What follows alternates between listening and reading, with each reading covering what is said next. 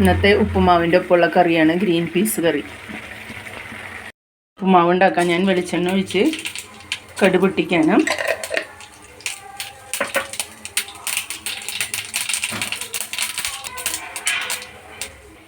അതിലേക്ക് അരിഞ്ഞു വെച്ചിരിക്കുന്ന ഉള്ളി, ഇഞ്ചി, പച്ചമുളക്, കറിവേപ്പില ഇതെല്ലാം ഇട്ട് കൊടുക്കും.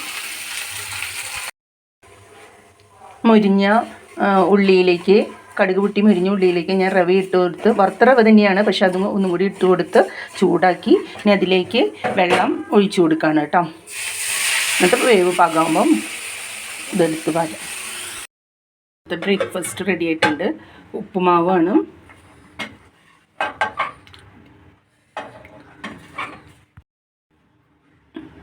ഗ്രീൻ പീസ് കറി, നേന്ത്രപ്പഴം. ഇതാണ് ഇന്നത്തെ ബ്രേക്ക്ഫാസ്റ്റ്.